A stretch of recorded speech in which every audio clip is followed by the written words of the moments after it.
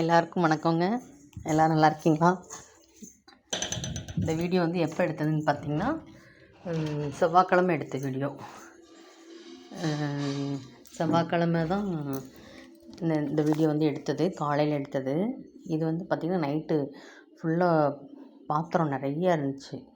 எல்லாத்தையும் கழுவி வச்சுட்டு தான் வந்து நைட்டு படுத்தேன். ஒரு நேரம் நைட்டு பாத்திரம் கழுவிடுவேன்.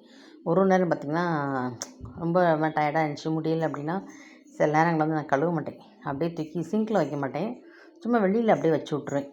வச்சுட்டு காலைல சீக்கிரமே எழுந்திரிச்சி கழுவ ஆரம்பிச்சிடுவேன். கழுவிட்டதுக்கப்புறம் தான் வந்து சமையல் பண்ணுறக்கு ஆரம்பிப்பேன். என்னங்க பண்ணுறது, ஒரு நேரம் அந்த மாதிரி தான் ஆயிடுது. நல்லா முடிஞ்சுன்னா நம்ம எல்லா வேலையும் செஞ்சுருவோம். முடியலங்கும்போது அப்புறம் என்ன பண்ணுறது, கொஞ்சம் ரெஸ்ட் எடுத்து தானே நம்ம பார்க்க வேண்டியது இருக்குது வேலையை. அந்த மாதிரி தான் முடிகிற நேரம் வந்து கொஞ்சம் எல்லாம் பண்ணி வச்சுருவேன் வேலைங்கள்லாம். அன்றைக்கி வந்து என்ன குழம்பு வைக்கலாம்னு வந்து எனக்கு ஒரே யோசனை. சரி, செவ்வாய்க்கிழமை எனக்கு பேசாமல் சாம்பாரை வச்சு விட்ற வேண்டியதான் அப்படின்னு சொல்லி அன்றைக்கி வந்து காய்கறிகள்லாம் கொஞ்சம் தோதாக இருக்கான்னு பார்த்தேன். ஃப்ரிட்ஜில் கொஞ்சம் ஓரளவுக்கு எல்லாம் தோதாக இருந்துச்சு காய்கறியெல்லாம். சரி அப்படின்னு சொல்லிட்டு அன்றைக்கி வந்து சாம்பார் வச்சுட்டேன். எங்கள் வீட்டில் இருக்கிறவங்களாம் வந்து பார்த்திங்கன்னா கத்திரிக்காய் முருங்கைக்காய் போட்டால் தான் சாம்பாரே வந்து அவங்க நல்லாயிருக்குன்னு சொல்லுவாங்க. எங்கள் வீட்டுக்காரர் இந்த சவுச்சவு அப்புறம் இந்த சுரக்காய் அந்த மாதிரி சாம்பார்லாம் வந்து வைப்போம், சூப்பராக இருக்கும். எங்களுக்கெல்லாம் பிடிக்கும். ஆனால் வந்து அவங்களுக்கு பிடிக்காதனால அவ்வளோவா நான் பெரும்பாலும் வைக்க மாட்டேன். மெயினாக கத்திரிக்காய் முருங்கைக்காய் அது இருந்தால் தான் வந்து சாம்பார் வைப்பேன் நான். அந்த சாம்பாரில் பார்த்திங்கன்னா கேரட்டு போட்டால் கூட பிடிக்காது. கேரட் ஏன் போட்ட அப்படின்னு சொல்லி கேட்பாங்க. அந்த மாதிரி சரின்னு சொல்லி அன்றைக்கி வந்து கத்திரிக்காய் முருங்கைக்காய் மாங்காய் இது எல்லாமே இருந்துச்சு. சரி, இன்றைக்கி சூப்பரான ஒரு சாம்பார் வச்சிட வேண்டியதான் அப்படின்னு சொல்லி முடிவு பண்ணிட்டேன். சாம்பாரில் வந்து பாருங்களேன், மாங்காய் போட்டு வச்சு பாருங்கள், அவ்வளோ டேஸ்ட்டாக இருக்கும். அது வந்து அன்றைக்கி நாங்கள் சாம்பார் வச்சு எப்போவுமே வந்து 3 நேரத்துக்கு ஒரு சாம்பார். அன்றைக்கி மாங்காய் போட்டு வச்சனால காலையிலையும் சாப்பிட்டு மத்தியானமே சாம்பார் சுத்தமாக எதுவுமே இல்லை, ஃபுல்லாக முடிஞ்சிச்சு. அந்த மாதிரி ஆயிடுச்சு. அது மாதிரி நீங்கள் ஒரு டைம் வந்து வச்சு பாருங்களேன், அவ்வளோ சூப்பராக இருக்கும். மாங்காய் போட்டு வச்ச சாம்பார் அவ்வளோ டேஸ்ட்டாக இருக்கும். அன்றைக்கி காலையில் சாப்பிட்றது வந்து என்ன செஞ்சேன்னு பார்த்திங்கன்னா வெண்பொங்கல் தான் செஞ்சுருந்தேன். மாவு வேறு அன்றைக்கி தீர்ந்து போச்சு. நாள் நான் மாவு ஆட்டாமல் விட்டுட்டேன். சரி, இப்போ என்ன ஒரு நாளைக்கு மாவு ஆட்டலாம் என்ன இருக்கட்டும், மறுநாள் ஏதாவது செஞ்சுக்கலாம் அப்படின்னு சொல்லிட்டு நம்ம தான் சாம்பார் வைக்கிறதாச்சே, கொஞ்சமாக வெண்பொங்கல் மட்டும் செஞ்சுருவோம் அப்படின்னு சொல்லி அன்றைக்கி வந்து வெண்பொங்கல் வந்து வச்சு விட்டேன். நான் வந்து வெண்பொங்கல் எப்படி செய்வேன்னு பார்த்திங்கன்னா, எண்ணெய் ஊற்றுவேன். நெய் வந்து ஃபஸ்ட்டு எடுத்தோன்னே நான் ஊற்ற மாட்டேன். எண்ணெய் ஊற்றிட்டு மிளகு, ஜீரகம், கருவேப்பிலை, அதுக்கப்புறம் கொஞ்சமாக இஞ்சி. இந்த இஞ்சி வந்து துருவி போடுவேன், கட் பண்ணிலாம் போட மாட்டேன். கட் பண்ணி போட்டோம் வச்சுக்கோங்களேன், அது வந்து சாப்பிடும்போது வாயில் கடிப்படுமா, எல்லாம் வந்து தூக்கி தூக்கி போட்டுருவாங்க. அதனால் வந்து அந்த கேரட் துருவுறது இருக்குது பாருங்கள், அதில் போட்டு தான் நான் வந்து துருவி போட்டு தான் வைப்பேன். அது என்ன ஆகும்னா ஒன்றா வந்து அந்த பொங்கலோட மிக்ஸ் ஆயிரும். நம்ம இஞ்சி போட்டிருக்கதே வந்து அதில் தெரியாது, எல்லாமே நல்லா ஒன்றா மிக்ஸ் ஆயிரும். அது மாதிரி போட்டுட்டு கொத்தமல்லி இலை, அப்புறம் பெருங்காயத்தூள் போட்டு வச்சுருவேன். இறக்கும்போது தான் வந்து கொஞ்சம் நெய் ஊற்றி அப்படியே நல்லா கிளறி விடுவேன்.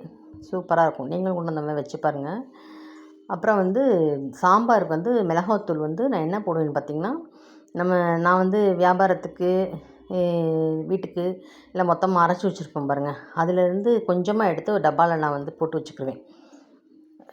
நான் வியாபாரத்துக்கு அரைக்கிறது வந்து கொஞ்சமாக எடுத்து நான் டப்பாவில் போட்டு வச்சுக்கிடுவேன். அதில் வந்து 2 ஸ்பூன் தான் போடுவேன் சாம்பாருக்கு, அவ்வளோ சூப்பராக இருக்கும்.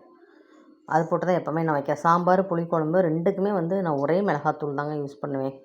அப்புறம் வந்து தனி மிளகாத்தூள், அது வந்து புளிக்குழம்பு வைக்கிறேனே கொஞ்சம் லைட்டாக வந்து அந்த தனி மிளகாத்தூள் போட்டுக்கிடுவேன். அந்த மாதிரி தான் வந்து செய்கிறது. அந்த அன்றைக்கி பார்த்திங்கன்னா வேலை அன்றைக்கி சரியான வேலை. தண்ணி வந்துடுச்சு, தண்ணி பிடிக்க வேண்டியதாகி போச்சு. அப்புறம் வந்து மாவு தீர்ந்து போனதுனால அன்றைக்கி மாவும் அரைக்க வேண்டியதாகிடுச்சு. ஏன்னா மறுநாளைக்கு மாவு வேணுமே.